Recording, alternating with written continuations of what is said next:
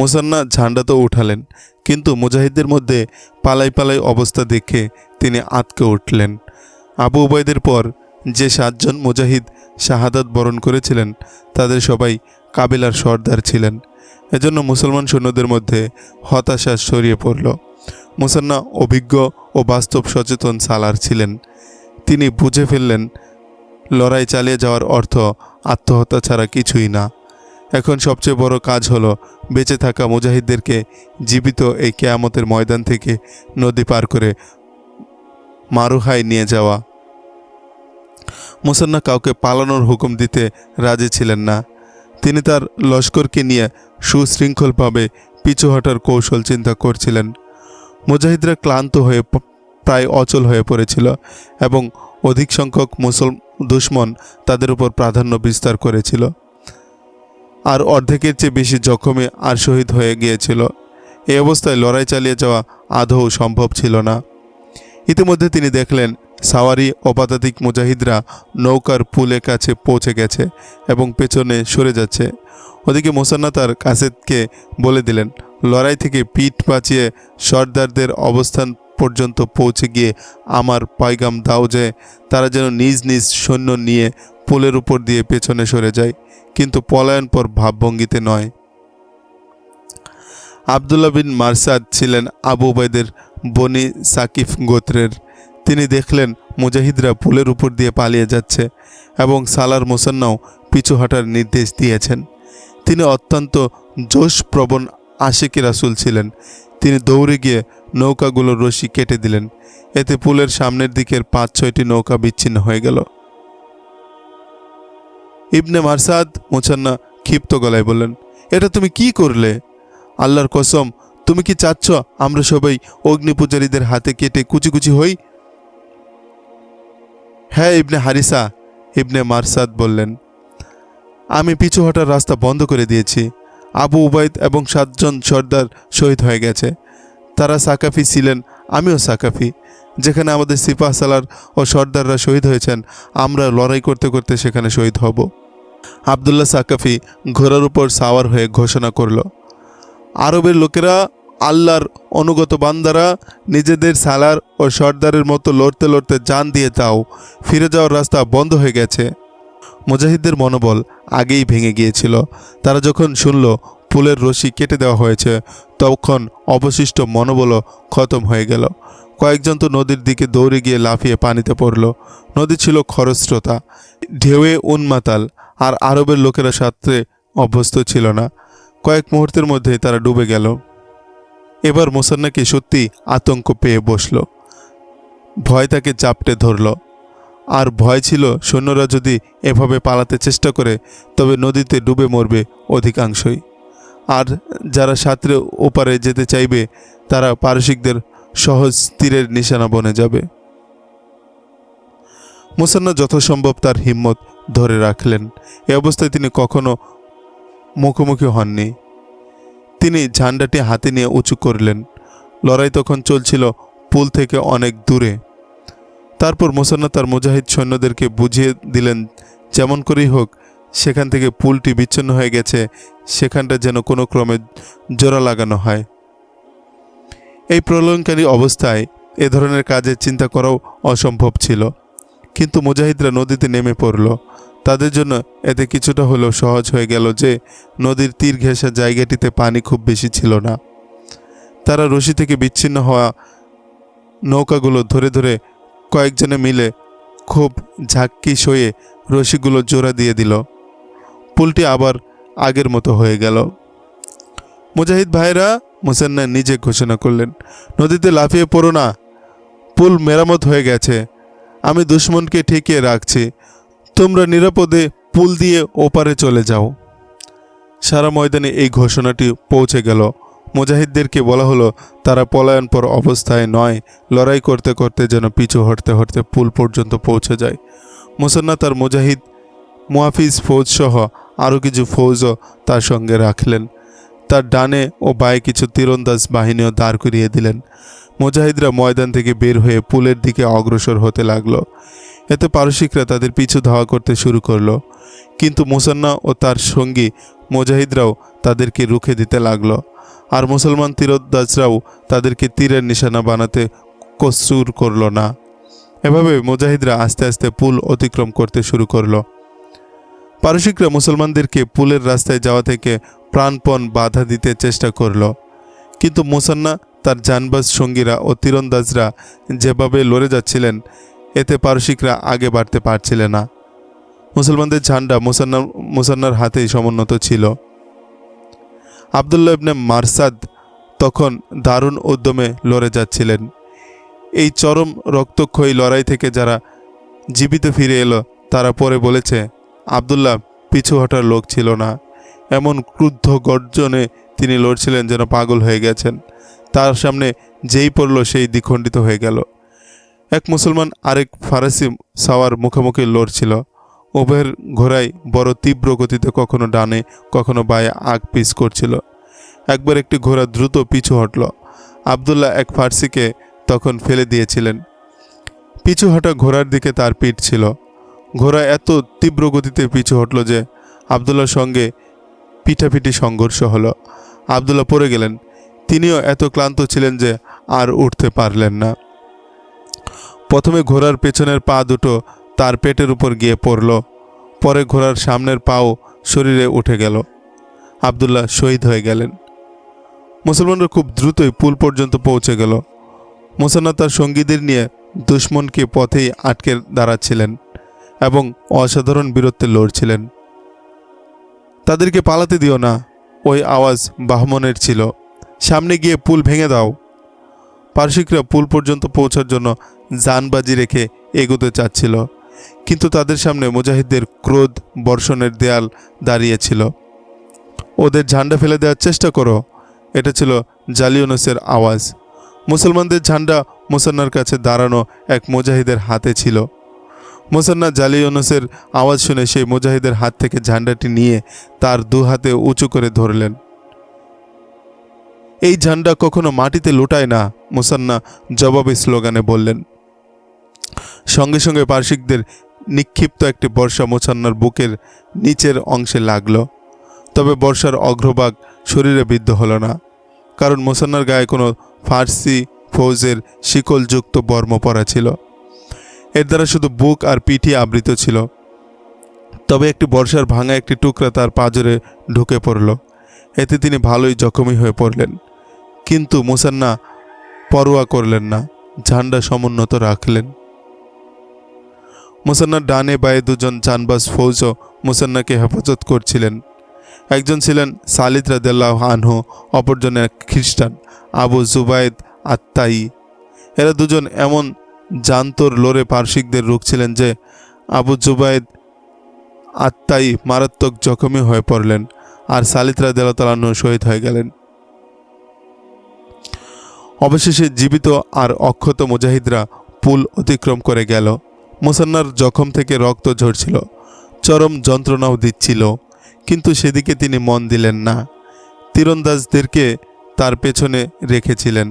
তারা তীর বর্ষণ করতে করতে পিছু হটছিল। মুসলমানদের ক্ষয়ক্ষতির পরিমাণ তো ছিল অকল্পনীয়। পারসিকদেরও ক্ষয়ক্ষতি কম হয়নি। তারা আর সামনে বাড়ার সাহস করল না, তবে তারা তীর ছোড়া অব্যাহত রেখেছিল। মুসলমানরা পুলের উপর থেকে পেছনে চেয়ে দেখল পারসিকরা পুলের মুখে ভিড় করছে। তারা সম্ভবত মুসলমানদের ধাওয়া করতে চাচ্ছিল। মুসান্নার হুকুমে পুলের রশি কেটে দেওয়া হলো এবং কয়েকটি নৌকা ভেঙেও দেওয়া হলো। মুসলমানদের গুণে দেখা হলো ৯,০০০-এর মধ্যে মাত্র ৩,০০০ জীবিত ফিরতে পেরেছিল। গুরুতর আহতদের উদ্ধার করা গেল না।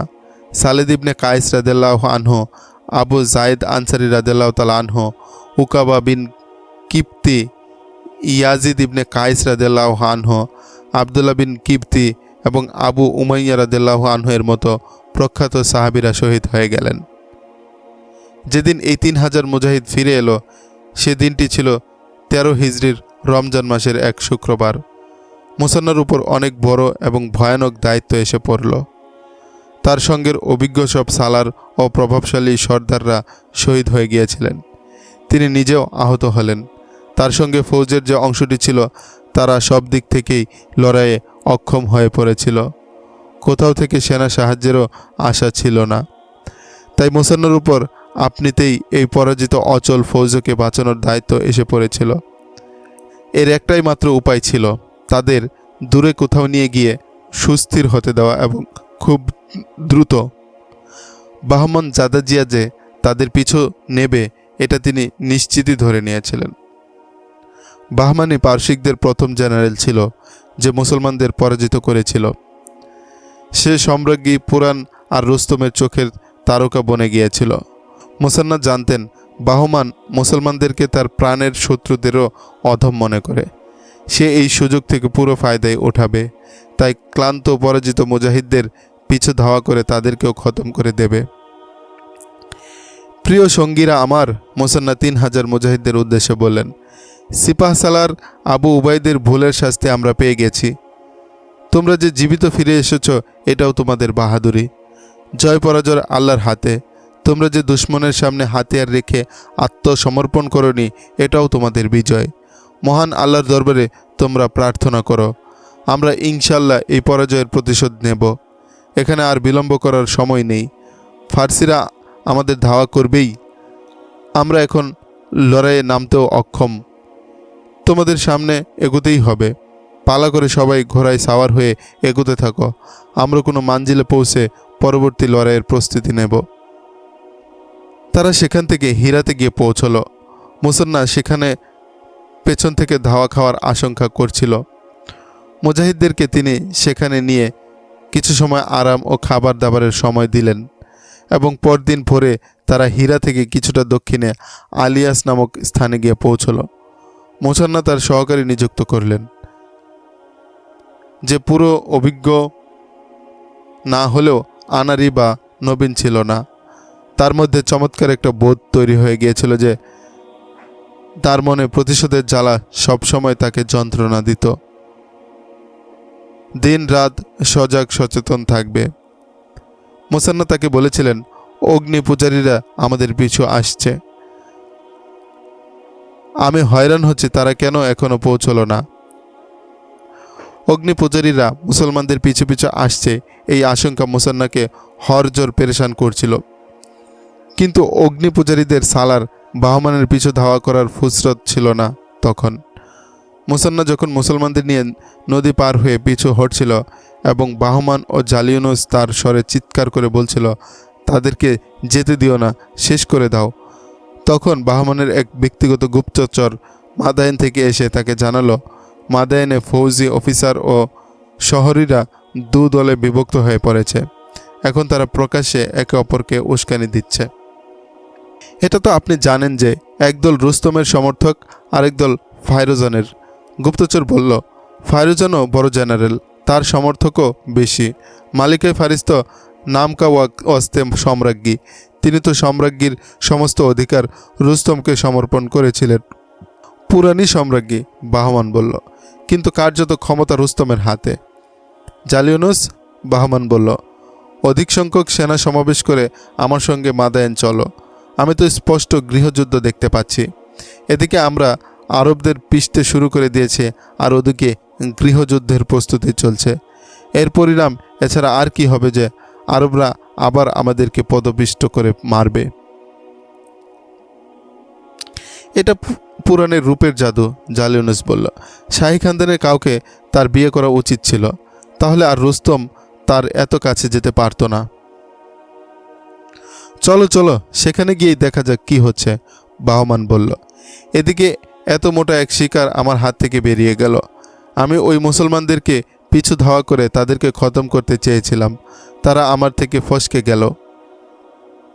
নামারিকের লড়াইয়ে পরাজিত জেনারেল জাবানও তাদের সঙ্গে ছিল। বাহমান তাকে ডেকে মাদায়েনের অবস্থা জানিয়ে বলল, সে আর জালিউনুস মাদায়েন যাচ্ছে। তুমি চাইলে মুসলমানদের পিছু ধাওয়া করতে পারো। বাহমান বলল, আমি তোমার জন্য সামান্য কিছু ফৌজ রেখে যাচ্ছি। আরবদের যে ফৌজ এখান থেকে পালিয়েছে তা তো সংখ্যায় আরও অনেক কম। জাবান বলল, তোমরা চলে যাও, আমি মুসলমানদের পিছু নিচ্ছি, তাদের একজনকেও জীবিত ছাড়ব না। জাবান মুসান্নার পশ্চাৎধাবনে একদিন এক রাত পর রওনা হলো। এই সময়টুকু লেগেছিল নৌকার পুল মেরামত করার কাজে। মুসান্না এ সময় আলিয়াস গিয়ে পৌঁছেছিলেন। আলিয়াস পূর্বেই মুসলমানদের বিজিত এলাকা ছিল। সেখানকার দুই সর্দার মুসান্নাকে মাদায়েনের অবস্থা ও বাহমান এবং জালিওনাসের মাদায়েন গমন সম্পর্কে বিস্তারিত জানালো। আলিয়াস পূর্বেই মুসলমানদের বিজিত এলাকা ছিল। সেখানকার দুই সর্দার মুসান্নাকে মাদায়েনের অবস্থা ও বাহমান ও জালিওনাসের মাদায়েন গমন সম্পর্কে বিস্তারিত জানালো। আলিয়াসের উমাররা আগ থেকেই মুসলমানদের প্রভাবে প্রভাবান্বিত ছিল। মাদায়েনের অভ্যন্তরীণ দলাদলি ও মুসলমানদের ধারাবাহিক বিজয়ের ফলে সালতানাতে ফারেসের যে ধস শুরু হয়ে গিয়েছিল তা তারা জানত। এজন্য আলিয়াসের উমারা ও নেতৃস্থানীয়রা মুসলমানদের ওয়াফাদার হয়ে গিয়েছিল। একদিন আলিয়াসেরই এক লোক মুসান্নাকে জানালো মাদায়েনের ফৌজ আসছে। আগে থেকে জানতে পেরে মুসান্না এ থেকে ফায়দা ওঠাতে ভুলল না। মুজাহিদদেরকে তৈরি করে তিনি জাবানের আগমনের রাস্তার দুদিকে লুকিয়ে ফেললেন। আলিয়াসেরও স্থানীয় কয়েকজন মুসলমানদের দলে যোগ দিয়েছিল। জাবান মোটেও টের পেল না। আস্তে আস্তে মুসলমানদের জালে তার ফৌজ আটকে গেল। আচমকা তার ফৌজের উপর দুদিক থেকে হামলা হলো। মুজাহিদরা তাদের পরাজয়ের প্রতিশোধ কাটাই কাটাই নিল। ঝরে যাওয়া তাদের প্রতিটি রক্তবিন্দুর বদলা নিল। একজন ফার্সিকেও তারা জীবিত ছাড়ল না। জাবানকে জীবিত পাকড়াও করে মুসান্নার সামনে হাজির করা হলো। আমার মনে আছে জাবান, মুসান্না বললেন, নামারিকে তুমি আমাদের এক সাদা দিল মুজাহিদকে ধোঁকা দিয়ে রেহাই পেয়ে গিয়েছিলে, এখন আর নয়। মুসান্নার ইশারায় জাবানকে দ্বিখণ্ডিত করে ফেলা হলো। ওদিকে মাদায়েনে আরেক নাট্যমঞ্চের পর্দা উঠছিল। মদিনায় হযরত উমর রাদিয়াল্লাহু তাআলা আনহু মসজিদে ঢোকার সময় মসজিদের দিকে আগত এক ব্যক্তির দিকে তার দৃষ্টি চলে গেল। তিনি দাঁড়িয়ে গেলেন। ইবনে জায়েদ উমর রাদিয়াল্লাহু আনহু হয়রান হয়ে আগন্তুককে জিজ্ঞেস করলেন, তুমি কি মুসান্নার সঙ্গে ইরাক গিয়েছিলে না? তোমার অবস্থা বলছে তুমি রণাঙ্গন থেকে আসছো, কি খবর নিয়ে এসেছ? আব্দুল্লাহ ইবনে জায়েদ কাছে এসে দাঁড়ালেন। তার দু চোখ বেয়ে অশ্রুর বন্যা বয়ে গেল। মারুহা থেকে যারা মদিনায় পালিয়ে এসেছিল তিনি তাদেরই একজন ছিলেন। আব্দুল্লাহ ওমর রাদিয়াল্লাহু আনহুকে সব খুলে বললেন। আবু উবাইদের ভুলের কারণে কিভাবে পারসিকরা মুসলমানদেরকে হত্যা করেছে বিস্তারিত জানালেন। হযরত উমর মসজিদের দরজায় এমন নির্ভীক মূর্তির মতো দাঁড়িয়ে রইলেন যেন এ জগতে তার দেহটি আছে, প্রাণ উড়ে গেছে। আব্দুল্লাহ ইবনে জায়েদ দাঁড়িয়ে কাঁপছিলেন। ওমর রাদিয়াল্লাহু আনহুর মতো কঠিন মেজাজের খলিফা না জানি এখন কি ব্যবস্থা গ্রহণ করেন। আবু উবাইদের ভুলের কারণে যে লড়াইয়ে মুসলমানরা পরাজিত হয়েছিল তার নাম ছিল জিসিসের যুদ্ধ। জিসিসের ময়দানে হাজারো লাশের স্তূপ মাটিতে গড়াগড়ি খাচ্ছিল। খুনে সারা ময়দান ভেসে যাচ্ছিল। কে আরব কে অনারব তা চেনার উপায় ছিল না। মৃত ঘোড়ার নিচে চাপা পড়েছিল মানুষ, ঘোড়ার উপর মানুষের লাশ। জখমি ঘোড়াগুলো লাগামহীন দিক বিদিক ছোটাছুটি করছিল। সুর কাটা হাতিগুলো রক্ত ঝরে যাওয়ায় শেষ নিঃশ্বাস ত্যাগ করছিল। এসব লাশের মধ্যে গুরুতর আহত আরবি ফার্সি সৈন্যরাও ছিল। তাদের মধ্যে কেউ উঠতে চেষ্টা করছিল, হামাগুড়ি দিয়ে উঠতে উঠতে আবার পড়ে যাচ্ছিল। কেউ কেউ অজ্ঞান হয়ে ধীরে ধীরে মৃত্যুর কোলে ঢলে পড়ছিল। মুসলমানরা তাদের মৃত সঙ্গীদের লাশ এভাবে ময়দানে ফেলে যেত না, আর জখমীদের উদ্ধারের জন্য তো নিজেদের জান তুলে দিত। কিন্তু জিসিসারের ময়দানে সেটা সম্ভব ছিল না, কারণ নিজেদেরই তখন বাঁচা মরার প্রশ্ন ছিল। পারসিকরাও তাদের জখমীদের তোলার সুযোগ দিল না। মাদায়েনের গৃহযুদ্ধের সংবাদ এবং মুসলমানদের পিছু ধাওয়ার কারণে তারা এদিকে তাকানোরই সুযোগ পায়নি। আর মৃতদের লাশ ওঠানো তো রেওয়াজই ছিল না তাদের মধ্যে। তাদের ফৌজও শুধু হুকুমতের বেতনভুক্ত কর্মচারী ছিল। হুকুমত তাদের সঙ্গে সাধারণত কর্মচারীর মতোই ব্যবহার করত। তাদের দৃষ্টিতে একজন সৈনিকের মৃতদেহ একটি ঘোড়ার মৃতদেহের মতোই সমান ব্যাপার ছিল। সূর্যাস্তের পরপরই শিয়াল, জংলি কুকুর এবং অন্যান্য মাংসাশী জানোয়ার মৃতদেহগুলোর ওপর হামলে পড়ল। যে কোনো লড়াই শেষের পর নিয়মিত দৃশ্য ছিল এটা। আরেকটা দৃশ্য প্রায় নিয়মিত ছিল। লড়াই যদি কোনো আবাদীদের আশেপাশে হতো এবং দুপক্ষেরই সৈন্যরা চলে যেত, তখন বস্তির অনেকেই সেখানে পৌঁছে যেত। তারপর মৃতদের পরিত্যক্ত জিনিসগুলো লুট করে নিয়ে যেত। জিসিরের যুদ্ধ শেষ হয়ে যাওয়ার পর যখন সূর্য ডুবে গেল, তখন আশপাশের শহর ও গ্রাম থেকে এখানে লোকজন আসতে লাগলো। বারসিমা, জাদাবি এবং কুসুন্নাতিকের লোকেরাও এসেছিল। তাদের মধ্যে যুবতী, মধ্যবয়স্কা এবং বৃদ্ধা মহিলারাও ছিল। তাদের মধ্যে কেউ মা ছিল, কেউ স্ত্রী, কেউ বোন, আবার কেউ কারো কন্যাও ছিল। তাদের অধিকাংশই লুটপাটের জন্য এসেছিল। আবার অনেকে এসেছিল লাশের পরন্ত স্তূপ থেকে নিজেদের আপনজনদের তালাশ করতে। যারা পারস্যের সৈনিক ছিল তাদের কেউ কেউ তো জানতো তাদের ছেলে, ভাই বা স্বামী এই যুদ্ধে লড়েছে। আবার কেউ সন্দেহের বশে এসেছিল। তারা এটাও জানতো কিছু জখমীকে এখনো জীবিত পাওয়া যাবে। তাদের সবার সঙ্গেই ছিল ছোট বড় মশাল। মশালের কারণে স্তূপীকৃত লাশ আর জখমীদের লম্বা লম্বা ছায়া বড়ই ভীতিকর দৃশ্যের অবতার করছিল। পুরুষরা লাশের গা থেকে হাতিয়ারগুলো খুলে নিচ্ছিল, আর মহিলারা লাশের চেহারা দেখে দেখে চেনার চেষ্টা করছিল। কখনো কখনো কোনো মহিলার আত্মচিৎকার শোনা যেত, হাই আমার বেটা, হাই আমার ভাই, হাই আমার স্বামী। চারদিক থেকে এমন করুণ আর্তচিৎকারের রোল উঠছিল। বারসিমার এক 16-17 বছরের নবযৌবনাও হাতে মশাল নিয়ে তার ভাইকে তালাশ করছিল। তার সঙ্গে তার মা বাবাও এসেছিল। তারা আলাদা আলাদা হয়ে বিভিন্ন লাশের চেহারা শনাক্ত করছিল। কিছুক্ষণ পর তারা সবাই একত্রিত হলো। তোমরা কেন আমার কথা শুনছো না? বাবা মেয়ে ও তার মাকে বলল। সে শিকাতিয়ার লড়াই মারা গিয়েছিল। সংবাদদাতা সঠিক খবরই দিয়েছিল। তারপরও তোমরা তাকে তালাশ করতে এখানে চলে এসেছ। সংবাদদাতার কথায় বেশ সন্দেহ ছিল। মা বলল, আজকের লড়াইয়ে তো সে মারা গিয়ে থাকতে পারে। আরও কিছুক্ষণ দেখে নিলে দোষ কি? মেয়ে বাবাকে বলল। দেখো দেখো, বাবা ঝাঁঝালো গলায় বলল। যাও যাও দেখো। একটি ছিল মায়ের মন আর একটি বোনের মন, তাই তাদের বিশ্বাস হচ্ছিল না। তারা আবার পরস্পর থেকে আলাদা হয়ে গেল এবং ঝুঁকে ঝুঁকে লাশগুলোর চেহারা পরখ করতে লাগলো। কিছুক্ষণ পর মেয়েটি লাশের সামনে থেমে গেল। লাশটি মাটিতে পড়া ছিল না, বরং তার পিঠ একটি গাছের সঙ্গে ঠেস দেয়া ছিল, পা দুটো সামনে ছড়ানো, যেন জীবিত কোনো মানুষ গাছের সাথে পিঠ লাগিয়ে বসে আছে। তার এক পায়ের উরুর অংশের সঙ্গে তার কাপড় লেপটানো ছিল। কাপড়টি একেবারে রক্তে মাখামাখি হয়ে গিয়েছিল। দ্বিতীয় পায়ের কাপড়ও এমন লেপটানো ছিল। লাশটি কোনো ফার্সির নয়, আরবির ছিল। আর মেয়েটিও যেহেতু পার্সির ছিল, তাই কোনো আরবের প্রতি তার কোনো আগ্রহ ও সহানুভূতি থাকার কথা ছিল না। কিন্তু মেয়েটি তার সামনে বসে মশালটি একটু উপরে উঠিয়ে গভীরভাবে আরব মুসলমানদের লাশটি পরখ করতে লাগলো।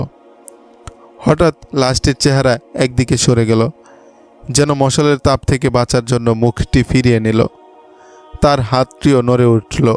সঙ্গে সঙ্গে ঠোঁট দুটি কেঁপে উঠে বেরিয়ে এলো পানি। আরে জীবিত! মেয়েটি মুখ থেকে আপনি বেরিয়ে এলো। সে মশালটি পেছনে নিয়ে গিয়ে জিজ্ঞেস করলো, জীবিত? যেন তার বিশ্বাস হচ্ছিল না। জখমই লোকটি তার দিকে মুখ করে কোনো রকমে মাথায় ইশারা করল, যার অর্থ সে জীবিত। মেয়েটি এদিক ওদিক পানি খুঁজতে লাগলো। পানি সেখানে কম ছিল না। তাদের সিপাহীরা নিজেদের সঙ্গে পানির মশক রাখত। একটি মশক সে পেয়েও গেল। মশকটি উঠিয়ে দৌড়ে এসে জখমের মুখে মশকের মুখটি তুলে ধরল। কাকে পানি পান করাচ্ছ জামরাদ? এক লোকের গর্জন শোনা গেল। এ তো আরবি, আমাদের সৈন্য নয়। মুসলমান সে, সামনে থেকে সরে বসো। লোকটি তরবারি বের করে আহতকে হত্যা করার জন্য আগে বাড়ল। এটা দেখে জামরাদ তার দু হাত ছড়িয়ে জখমি লোকটির সামনে ঢাল বনে দাঁড়িয়ে গেল। না বাবা, জামরাদ বলল, তুমি তার কথা ভুলে গিয়েছ? কিন্তু আমি ভুলতে পারিনি। এই লোক আমার বেইজ্জতির বদলা নিয়েছিল, আমি তাকে চিনতে পেরেছি। তুমি একে নিয়ে কী করবে? বাবা জিজ্ঞেস করল। তাকে এখানেই রেখে দাও, আমি একে মারব না, সে এমনি মরে যাবে। আমি ওকে মরতে দেব না, জামরাদ বলল। আমাকে সাহায্য করো বাবা। আমাকে কি তুমি কতল করতে চাও? বাবা বলল। কোনো ফৌজ যদি দেখে ফেলে যে আমি একজন আরবিকে সাহায্য করছি, তবে একে সহ আমাকেও হত্যা করবে। তাহলে তুমি চলে যাও বাবা, জামরাজ বলল। বার্মিসার এক গ্রামে যে মেয়েটি তার ইজ্জত লুণ্ঠনকারী এক ফার্সি সৈনিকের গর্দানে তরবারি চালাতে পারছিল না, কাঁপতে কাঁপতে তরবারি নামিয়ে নিয়েছিল এবং সালার মুসান্না ইবনে হারিসার হাতে তরবারি ফিরিয়ে দিয়েছিল, তখন এক মুজাহিদ দৌড়ে এসে তার তরবারিটি কুশমুক্ত করে এক আঘাতে ফার্সি সৈনিকটিকে দ্বিখণ্ডিত করে তার বেইজ্জতির প্রতিশোধ নিয়েছিল। এরপর মেয়েটির মাথায় হাত রেখে বলেছিল, আমি তোমার ইজ্জতের হেফাজতকারী। একথা বলেই মুজাহিদটি ঝড়ের গতিতে তার স্বস্থানে গিয়ে দাঁড়িয়ে পড়ছিল, আর মেয়েটি ফেলফেল করে মুজাহিদটির মুখপানে চেয়েছিল। সেই মেয়েটি এই জামরাদ, আর সেই মুজাহিদটি এই জখমে, যার নাম সুহাইব সাকাফি। অসাধারণ বীরত্বের জন্য সে প্রসিদ্ধ ছিল। সেদিন মুসান্নার ফৌজ সহ সুহাইব যখন সেখান থেকে চলে গেল, জামরাদ তখন তার চলে যাওয়া পথটির দিকে নির্বিশেষ তাকিয়েছিল। সে রাতে তার দু চোখ আর এক করতে পারেনি সে। ক্ষণে ক্ষণে তার বীরত্বের দীপ্তিমাখা মুখটি ভেসে উঠছিল। জিসিরের লড়াইয়ে মুসান্না যখন তার বেঁচে যাওয়া অবশিষ্ট মুজাহিদদের নিয়ে পুল দিয়ে নদী পার হচ্ছিলেন, সুহাইব সাকাফি তখন তার সঙ্গী মুজাহিদদেরকে নিয়ে পুল থেকে পারসিকদের দূরে রাখার জন্য লড়ছিল। তার সঙ্গীদের মতোই একটু পিছু হটে লড়া উচিত ছিল তার, কিন্তু সে আরও অনেক সামনে গিয়ে লড়তে লাগলো। এক ফার্সি তলোয়ার হঠাৎ তার উরুর মাংস কেটে হাড্ডি পর্যন্ত পৌঁছে গেল। সেই ফরাসিকে তো খতম করলো, কিন্তু নিজে আর দাঁড়িয়ে থাকতে পারল না, পড়ে গেল। তারপর একটি ঘোড়া তার খুর দিয়ে তার গোড়ালিও মারিয়ে দিয়ে অনেকখানি ছাল তুলে নিয়ে চলে গেল। সোহাইব অনেকক্ষণ আর নড়তে পারল না। সে তার 3000 মুজাহিদ সঙ্গীকে তো নদী পার করে দিল, কিন্তু নিজে সেই জাহান্নাম থেকে বের হতে পারল না। জখম থেকে রক্তের স্রোত বয়ে যাচ্ছিল, জখমে পা দেহের ভারও বইতে পারছিল না। সোহাইব কোনো ক্রমে একটি গাছের নিচে গিয়ে পড়ে গেল এবং এমনভাবে শ্বাস ফেলল যেন মরে গেছে। দুশ্মনের ফৌজ যখন চলে গেল, তখন কাছেই পড়ে থাকা একটি লাশের কোমরের পাশ থেকে রক্তে লেপটানো কাপড় খুলে নিল, যেটি অর্ধ চাদরের মতো ছিল। তারপর সেটি ছিঁড়ে জখমের উপর আড়াআড়িভাবে বেঁধে ফেলল। উঠতে চেষ্টা করল, কিন্তু দাঁড়াতে পারল না। দেহের রক্ত দ্রুত ঝরে পড়ছিল। গাছের সঙ্গে কোনো রকমে পিঠ ঠেকিয়ে কাত হয়ে বসে গেল এবং মৃত্যুর প্রতীক্ষা করতে থাকল।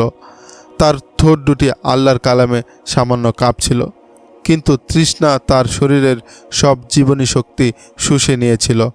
গলা শুকিয়ে এমন কাঠ হয়ে গিয়েছিল যেন গলায় কাটার সারি বসে গেছে। আস্তে আস্তে তার চোখ ঝাপসা হয়ে আসছিল। সে মৃত্যুকে কবুল করে নিয়েছিল, এটাই তার জন্য শাস্তিদায়ক ছিল। কিন্তু জখমের তীব্র ব্যথা তবুও তাকে অনেক পেরেশান করছিল। তারপর সে এমন বেহুশ হয়ে পড়ল যে হুঁশ ফেরার সব সম্ভাবনাই খতম হয়ে গেল। অনেকবার সে ঝাপসা চোখে দেখল বেহেশতের এক হুর মশাল হাতে নিয়ে তাকে কী সব বলছে, তারপর তাকে পানি পান করাচ্ছে। সোহাইবের দেহে যখন পানি গেল, তখন তার চেতনা ফিরে এলো। তার চোখ দুটি খুলে গেল। কে তুমি? সোহাইব অস্ফুট গলায় জামরাদকে জিজ্ঞেস করল। তুমি তো আরব নও। আরবি নই, তবে প্রয়োজনীয় আরবি বলতে পারি। জামরাত বলল, বার্মিসার আদিবাসী আমি, তোমাকে ভালো করেই চিনি। কেমন করে? সোহেব কাতর গলায় বলল, আমি তো তোমায় চিনতে পারছি না। জামরাত তাকে সেই ঘটনাটি মনে করিয়ে দিল। এরপর থেকে তোমার কথা আমার হরদম মনে পড়েছে। জামরাত বলল, তুমি ওই শয়তানের গর্দান দ্বিখণ্ডিত করে আমার মাথায় তোমার দৃঢ় হাতটি রেখে বলেছিলে, আমি তোমার ইজ্জতের হেফাজতকারী। আমি তো জানতাম আমাদের সৈন্যরাই আমাদের ইজ্জতের হেফাজতকারী, অথচ আমাদের হেফাজতকারী আমাদের ইজ্জত লুটেছে। এখন এসব বলার সময় নয়। বলো তো, তোমাকে কি করে বাঁচিয়ে তুলব? আমি তোমাকে এখানে পড়ে থাকতে দেব না। আমাকে আমার লস্কর পর্যন্ত যেতে হবে। সোহাইব বলল, কিন্তু তুমি তো এ কাজ করতে পারবে না। আমি তোমাকে বার্মিসে নিয়ে যাব। জামরাত বলল, আমার ঘরে নিয়ে রাখবো। কোনো ফার্সি ফৌজ দেখে ফেললে আমার সঙ্গে তোমাকেও কতল করে দেবে। সোহাইব বলল, তুমি চলে যাও, আমাকে আমার মতোই থাকতে দাও। সামান্য কিছু সময়ের মেহমান মাত্র আমি। আমার চোখ দুটো আর সকালের সূর্য দেখবে না। আমার মৃত্যুর সময় তোমাকে কোনো বিপদে ফেলতে চাই না। জামরাত সঙ্গে সঙ্গে দাঁড়িয়ে আসছি বলে চলে গেল।